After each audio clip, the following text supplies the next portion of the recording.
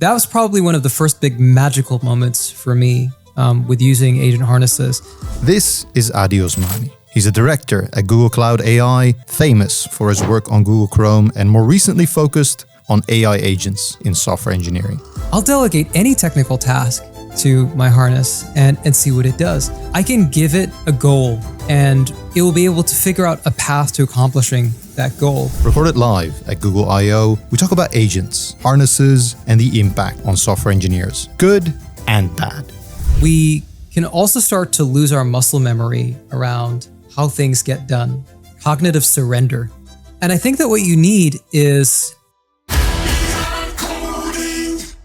Have you experimented with like OpenClaw and Hermes? Oh yeah. Yeah? Oh, yeah. What's your thoughts so far? I think that in the early days, I had a lot of hope and I felt productive, but after a while, having to babysit the whole setup became a little bit more than I was expecting. Yeah. But I feel like being able to have it connect to so many different third-party services is like a big unlock because you can begin to like delegate things you'd usually do yourself. And it's easier if you're just a single person trying to do this stuff. Because if you're a team or a business, it's very, very, very different, you know? Yeah. This term babysitting agents is something I hear from people that are kind of taking a dab into working with agents and agentic. Yeah. What would be the biggest thing they need to do to no longer feel like a babysitter? I think that there's probably 2 or 3 things. So the first is if you are building a personal agent and you're giving it access to, you know, your credentials or you're sharing tokens or anything like that, you probably have a level of comfort about things going wrong. Maybe you don't. You know, there are people who've done this where they don't really know what they're doing. If you're trying to graduate from babysitting to something more serious, you kind of need to have identity around your agents. So if you've got lots of sub-agents going off and doing different things, you kind of know, well, what is doing what. Okay. You kind of want governance of some sort around them as well, so that, you know, if agents can do anything, you want to limit the blast radius, because we have seen lots of cases of them going off and doing things that you didn't really expect. And, you know, I've heard people telling me examples of like, well, if I give it access to, you know, Google CLIs, is it going to delete my Gmail or is it going to delete like customer data or anything like that? So you really just want to think about how they can help you be effective while also mitigating any of the crazy things that can happen. Whenever I hear kind of people working with agents and they're against it, they give the biggest example. Oh, someone gave it access to production and it deleted X, Y, and Z. Catastrophic example. Absolutely. And I think the challenge is that, you know, there's people feel a lot of FOMO right now, right? You see so many people experimenting with their own personal agent setup, and they'll say like, oh yeah, I've never been more productive. I'm having it do like half of the stuff I'd usually do myself. And that sounds very impressive on the surface, but then somebody who doesn't really know what they're doing, you know, goes and does that, and they could easily leak API keys. Yeah. They could end up with a very large, you know, bill at the end of it, those types of things. And so I just think people need to exercise care while also experimenting, you know? And from a tooling perspective, do you think it's the tool's job to kind of lower the floor a little bit, easier barrier of entry, better agent experience, I guess? Absolutely. There's a great quote by Grady Booch, who is the creator of UML. And he says that the history of software engineering is of rising abstractions. And we have that moment every time new technology comes out. So, you know, we have JavaScript as a language. Well, then we have frameworks and libraries that sit on top, make it easier for people to build on top of it. Now we have agents and harnesses and models and tool calling and all of this stuff. And so I think we're going to see increasing like more abstractions that sit on top that just make it easier for people to not shoot themselves in the foot and ideally follow those best practices, you know, as well as they can. I know people are experimenting with different harnesses. Last year for me was the experimentation year for agents, and this year it's more harnesses specifically. What have you seen that in harnesses work really effectively if people master that from a tool perspective? So I'm always happy to tell people what I use. I'm a very big fan. I'm a very big fan of lots of different harnesses, including the work that Google is doing with Antigravity. In a lot of personal projects, I also love using Claude Code. Shout out to Anthropic and the team there. I think that one of the things I love about a good harness is that I can give it a goal, and regardless of how specific my instructions may or may not have been, it will be able to figure out a path to accomplishing that goal. That was probably one of the first big magical moments for me with using agent harnesses. So for example, a lot of people, when they think about agent harnesses, they think about the agentic coding use cases, right? Like we're programmers, that of course is one of the first things we think about. But increasingly for me over the last couple of months, I'll delegate any technical task to my harness and see what it does. So for example, if I have a directory of, I do EDM music on the side, right? Mm-hmm. So if I have a directory full of WAV files and I know that, well, I didn't actually add a nice fade out at the end, but I want it to be very natural, like the point when you decide to do the fade out. I could spend a long time doing that manually. I decided to give that task to Claude Code. It figured out what tools to download. It figured out how to determine what is the correct point in each track to begin the fade out. And then it installed the tools necessary to actually process and make those changes. That's a small thing. It's a very small thing. But the fact that you can now delegate any of these tasks to an agent and have them actually complete them, kind of amazing, right? I'm not telling it what tools to use. I'm not telling it where to get these tools. I'm not installing any extra skills for these kinds of tasks, but they still figure them out. There's something amazing about that. Yeah, fantastic. From a harness perspective, the thing we build around agents, or kind of the capabilities we have in place for agents to thrive, it's very comparable how I see it in practice with people falling in love with their first IDE. Mm-hmm. This harness is my favorite, right? I've seen this is the most effective, marketing-wise or community-wise. This is what people are using, either in their work or in their personal projects. Would you recommend people experimenting with different harnesses, and what would the gain be? Absolutely. I think that if you take a look at every major model lab or developer tooling company, if they're vending an agentic engineering solution, an agentic coding solution, they're probably offering you up some version of a harness, and behind that harness is the model, right? Yeah. So an agent is the model and the harness together.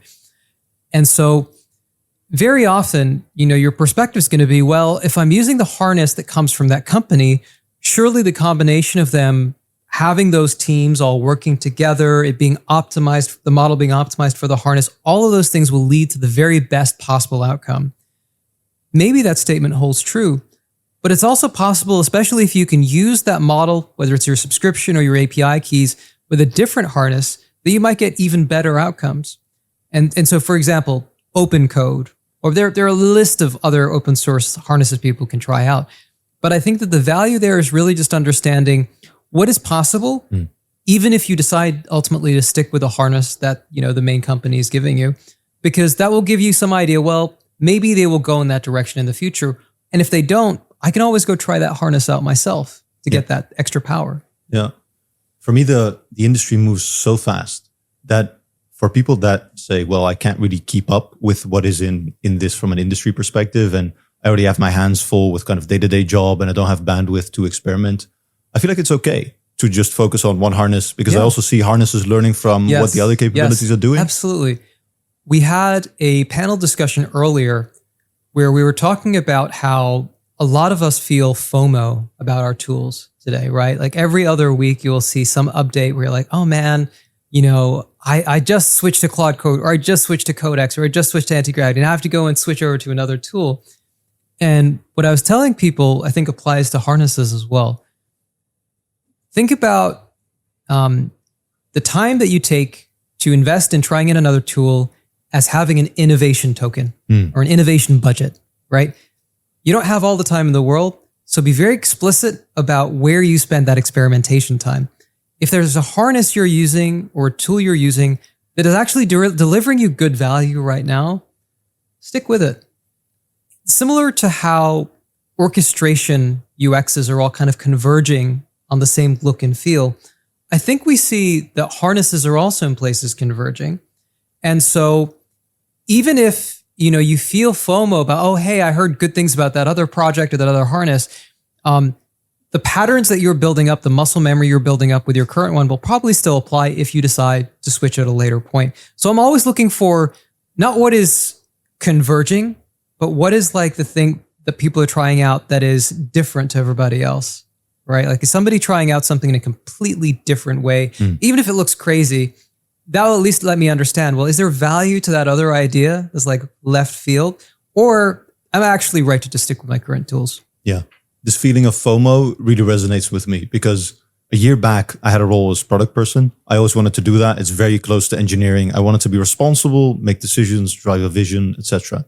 And then specifically kind of Q3, a lot of agentic capabilities happened last year. And I felt exactly that FOMO. I went back to a hands-on role because I felt like things are evolving so quickly that if I am not hands-on, like on a day-to-day, I feel like I'm really going to be lacking and I'm not going to be able to resonate and have conversations about what is kind of cutting edge. I really felt that. Yeah. I think that's a feeling that's difficult to shake because very often the industry will paint things in these broad strokes. So if you go on X, for example, right, you can feel FOMO very heavily. You scroll through your feed and it's like, oh my gosh, there's like 2 new harnesses this week. There's new models, new open source models, new patterns, like new skills. There's so many things that you could potentially try out.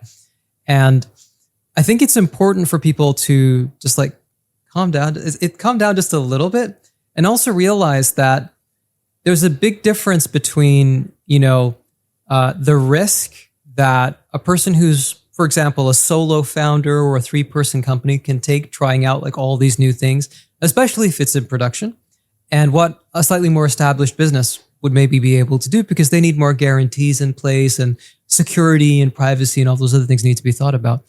But at the same time, I think the way I look at it is I always try to stay on top. I always try to read. Even if I'm not trying out every single thing, I try to read other people's experiences about it because it might be a leading indicator of what's going to come. So you can still feel your way through the FOMO a little bit, even if you're not trying out everything, I think. Yeah. One of the biggest kind of accelerators in my career was working in collaboration. And a big component of that was literally just pair programming. Yeah. Sitting next to someone physically, or when COVID happened, way more remotely, watching someone do their thing, hands-on keyboard, or just from an IDE perspective, how they navigated things, how they solved problems, thinking before acting, etc., etc. I feel like we are a little bit losing that because people are way more pairing with agents, right? They put their ideas into a terminal, answers come out, they vibe like that way more. I also do that. But I feel like then that's maybe a miss because especially if things are accelerating and learnings are to be had everywhere, I feel like as soon as I see someone do that, I can immediately ask questions and get a feeling for what someone is doing. There are a few topics around this that I've talked about recently. One of them is cognitive debt. And so especially as we get used to the fact that code is getting generated so quickly right now, we can also start to lose our muscle memory around how things get done, right? Like it can erode our memory, it can erode our skills because we now feel comfortable having an AI like always available there to help us. And for a lot of things that can be okay, but we're also not being very proactive about, well, how am I learning every day? How am I staying a little bit closer to what's getting generated so that if I have to, I can roll up my sleeves and go in there and make the changes I need to, just in case the agent isn't able to help out with that.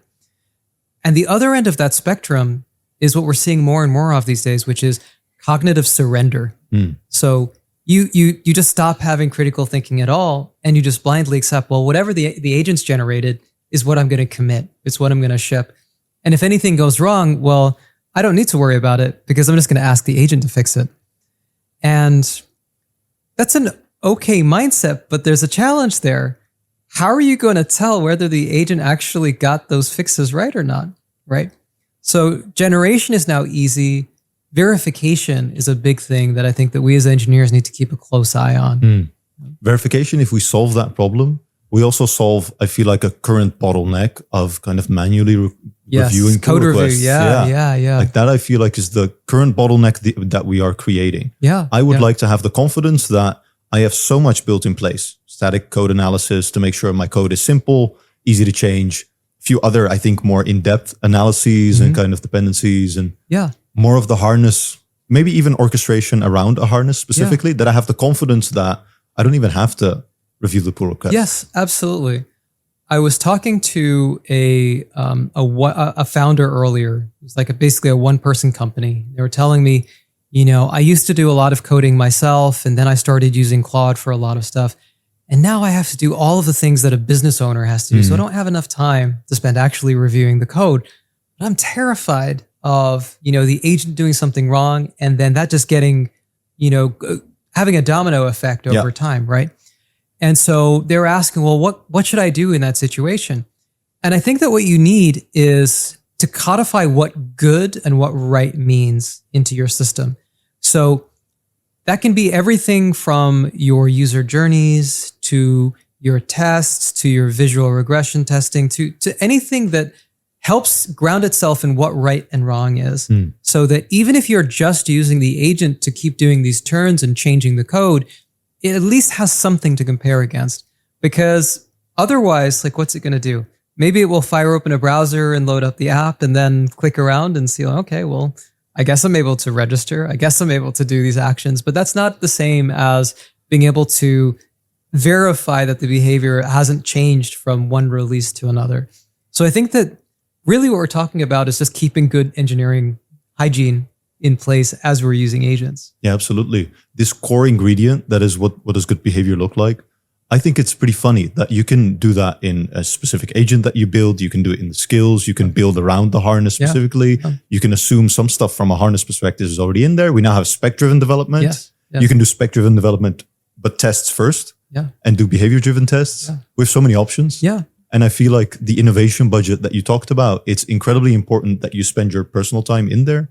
But I also think it's important that companies need to invest in the teams they have and also allow them to innovate. Because right now, we need to experiment. Yes, I completely agree with that. And I think that what we often see is a lot of developers saying, well, I feel there's pressure right now around velocity. We just need to ship faster, ship more. Speed is of the essence.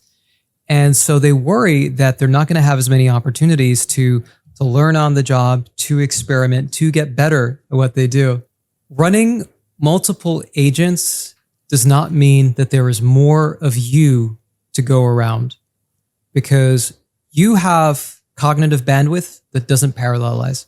And so I think what's very important is for people to figure out what is your comfort level with using agents, with parallelizing your work, and don't push yourself too far beyond that.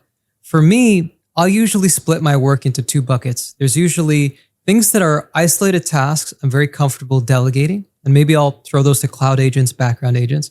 And then there are tasks where I really want to use my cognitive bandwidth to pay closer attention. So that can include everything from just working more closely with the local agent to looking at the code to just paying more attention to the details and the quality of the outcomes. And so just be very intentional, I think, is one piece of advice I would say resonates maybe people. Addy, thank you so much for coming on and sharing. No worries, my pleasure. Thanks for the chat.